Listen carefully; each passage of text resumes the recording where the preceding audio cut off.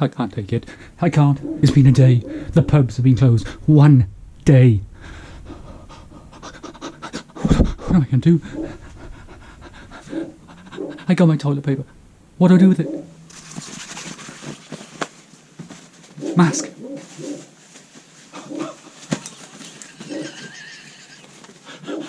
Spare me this madness.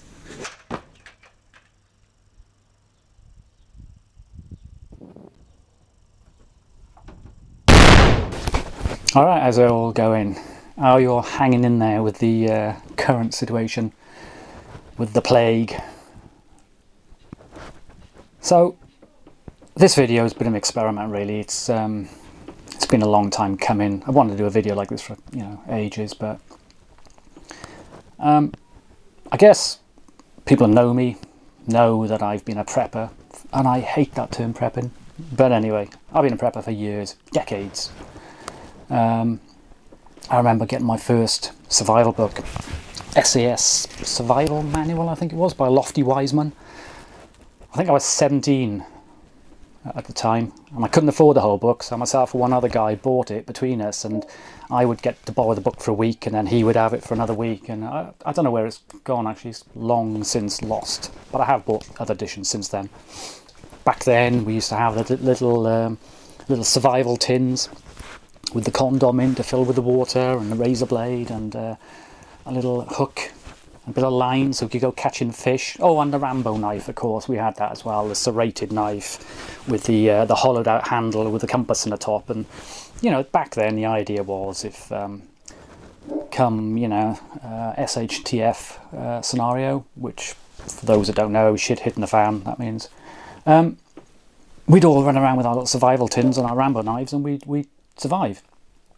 Of course, we've moved on along a lot since then. Then sort of later we would the term bug out bag became quite fashionable, where you would have a grab bag at home, and the idea is, if ever you have to leave your home in an emergency, you can just grab this bag and you're gone. It's full of first aid kit, maps, a supply of food, shelter, a way of lighting a fire, and that type of thing.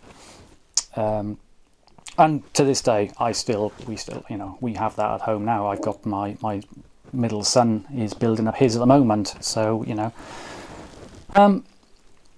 but yeah, sort of going off topic a little bit now. But with the current climate, I think people should be realising that you just can't afford to rely on the system, to rely on the supermarkets. People may not know, but they use something called the just-in-time system. So the groceries that you get from your supermarket, they're not held in the warehouse in the back. They are literally dropped off by a lorry and then put out on the shelves. They keep very little in sort of backup now. So when you're eating your grapes that have just been flown in from South Africa or wherever, at any point that system can break down. Now, some people say that if the system completely stopped, that the supermarkets would only have enough food for 3 days. It'd actually be less than that, because of panic buy, and everyone would just go in, as we are witnessing right now. So I've realised this for quite some time, and I've always tried to keep at least a 3-month supply of food and water at home. Now, I don't go out and panic buy. What I was going to do with this video is there's certain little things that I do to get this sort of 3-month supply. I do various things. Obviously I've got like emergency supplies and things like that, which are hidden away in different locations. I don't want to be eating my emergency supplies. If I have to eat my emergency supplies, then something has really gone wrong with this planet, and we are really all in the poop. But sort of day-to-day food, I have a rotational system. So, tin of beans. What I've always done, when I buy them, I always write on top the actual date that I bought them. So that is, that's March 2016. So, what's that? 4 years ago. Oh, by the way, that's the best before date, I think. Yeah, that's the best before date, 2016. So that tin there, I must have put into storage 2013, something like that. It's now 2020, so, let's have a look. By the way, I do open these things every now and again because you have to make sure the food's not gone rancid. Okay, you probably can't see, but take my word for it, those beans look fine. You know, I would eat those. There's absolutely nothing wrong with those whatsoever. Now, I've got a lot in my supply. 2016 is about the oldest one, so this is why I wanted to open that one, just to make sure that it's stuff's still edible.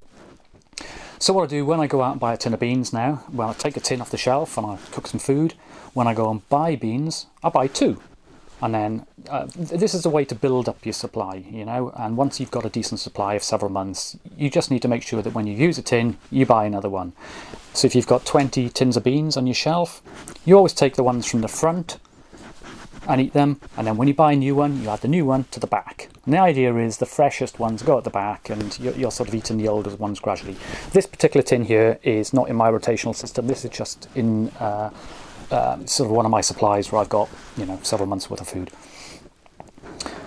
Other things I do for food, I like to dehydrate food as well. So I have a dehydrator. This, believe it or not, is pineapple. That was dehydrated and then vacuum sealed January 2016. So it's about as old as the beans. Okay, so that will last, hopefully, for many years, because we've sucked all the air out and there's no moisture in it, causing any bacteria.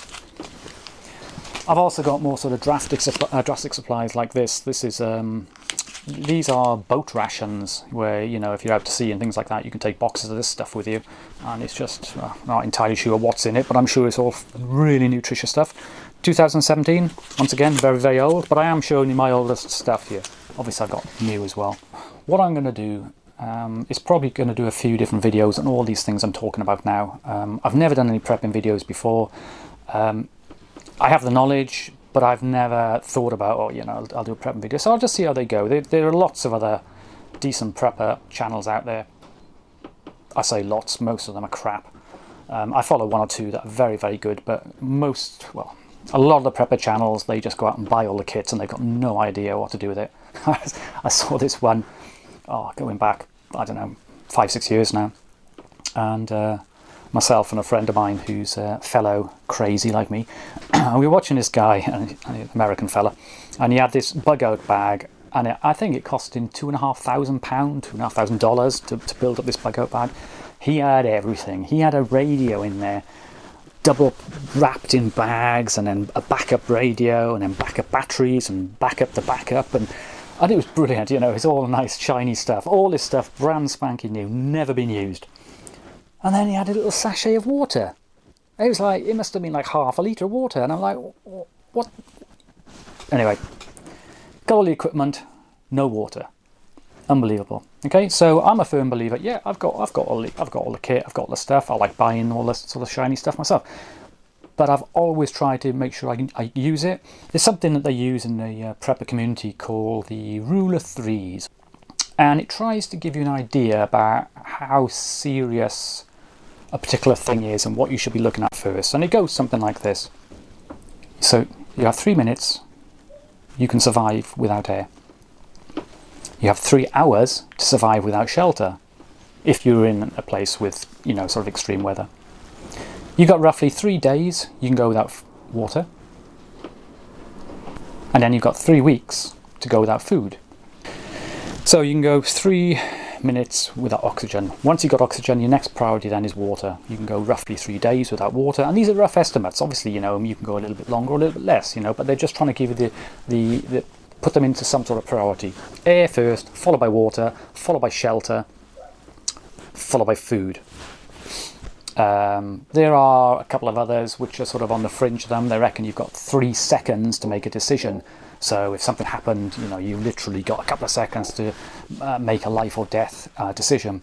And then the other one is you can go 3 months without love. The theory behind that is if you're in isolation, actually, yeah, we're all in isolation now, aren't we? If you go for longer than about you have 3 months without company, you start going a little bit odd. So once again, I'll do a whole video on this as well. Going back to the water anyway. So roughly, you need about 2 litres of water a day to survive. 2 litres. That is just drinking it and nothing else. If you're exerting yourself, you're going to need more than 2 litres. If you're out running, or if you've got to go looking for food, foraging, digging something up in the garden, that 2 litres is going to go up to 4 litres. That's just to drink. On top of that, you're going to need water for a bit of hygiene.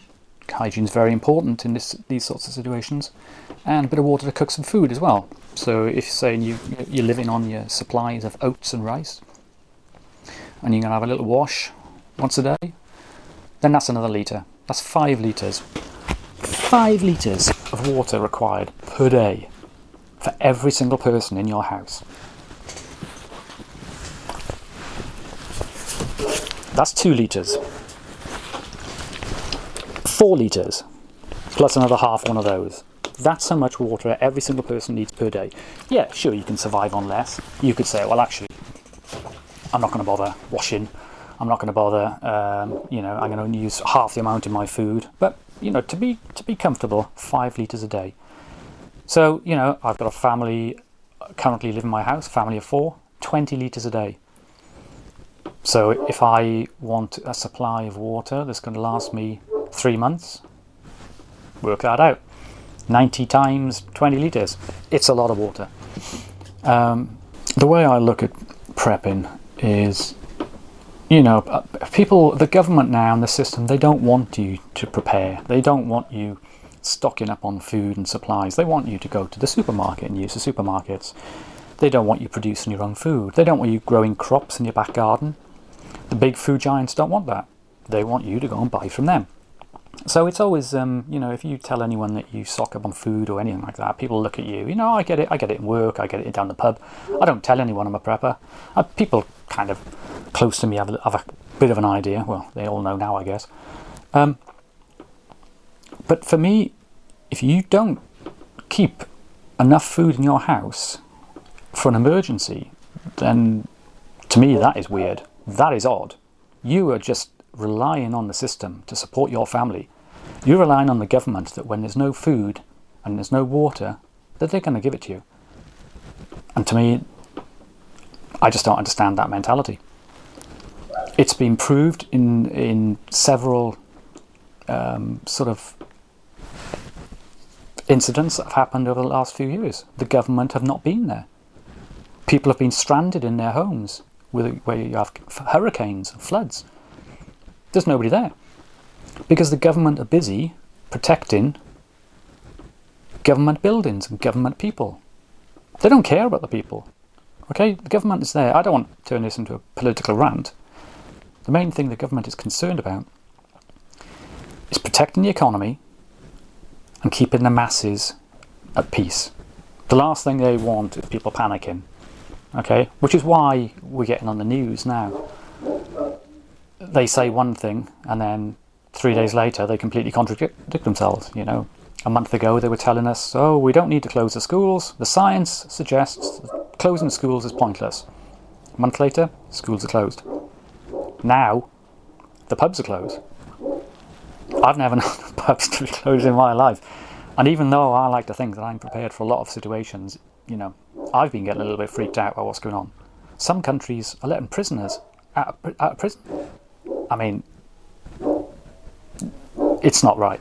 What's going on is not right. And I don't know whether this whole thing is just going to fizzle out in a couple of months. Maybe by Christmas we won't even know. We won't even be thinking about what's going on at the moment, because it has been driven a lot by the media.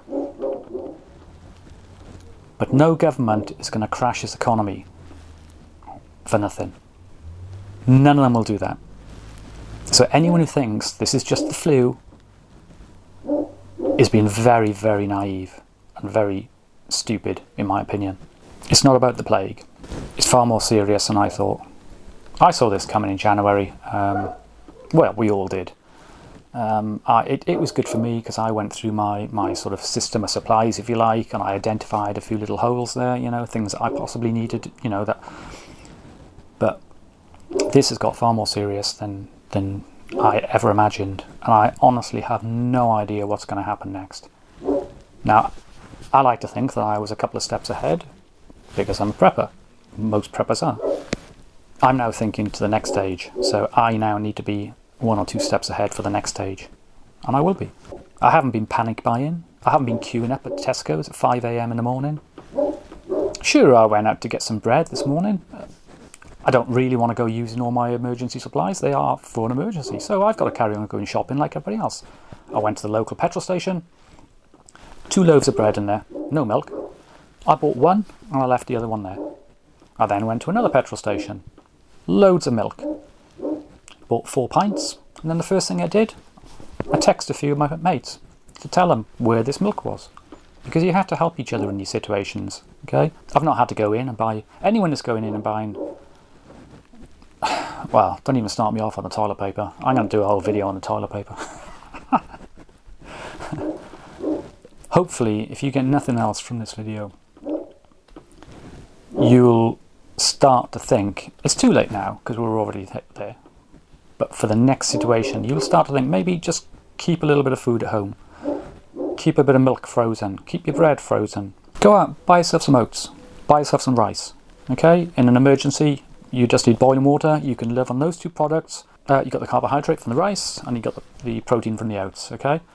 I'll do another video because I don't actually think those 2 products are that healthy. But another thing you can do, grow your own food. It's not weird, you know. I've got loads of things in my garden now. I've got rhubarb. I haven't got a very big garden, but I've got a few things. I've got tomatoes going to be going in. I've got peppers, basil. I've got my own herb garden. All the herbs I've got for medicinal reasons or edible. I've got rhubarb, leeks, beetroot. And then if something like this happens, all you need to do is just carry on harvesting your food as normal or increase the amount you are growing. Another thing you can do, dehydrating your food. I'll do a video on that as well. Absolutely great. Dehydrated food is fantastic. It's not just for emergencies. You can dehydrate some strawberries and then in your yogurt the following day, just put these dehydrated, or on your cereal in the mornings. Absolutely lovely. Okay. It's also great if you go out walking, go out hiking, take a lot of dehydrated food with you, chomping it as you go in.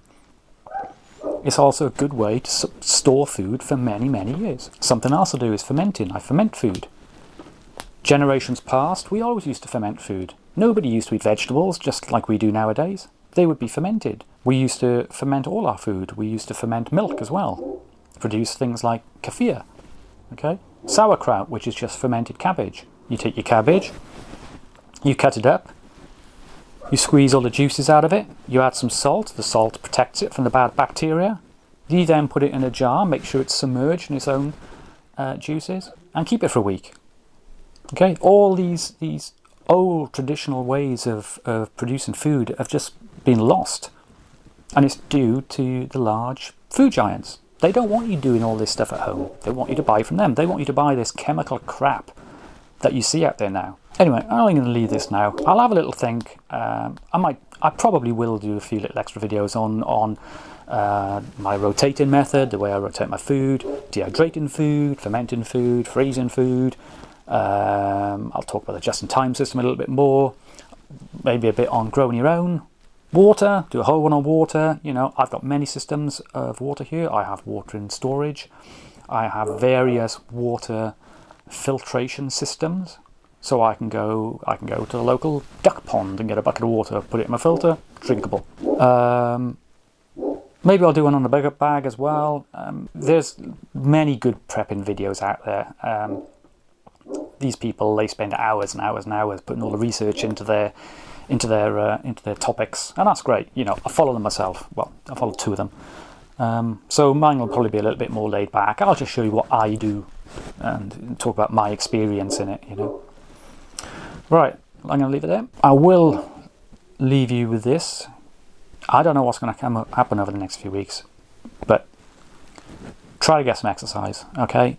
At the moment, in the UK, we can still go outside, go for a walk. For those that go running, go for a run. Stay away from people. If we get locked down, which I'm sure we will in the next week, then, you know, go into the back garden, get some fresh air, make a point of helping one person a day in some way. Whether that's an elderly person that lives across the road, go and check on them. Maybe ask if they've got enough toilet paper. Right, see ya.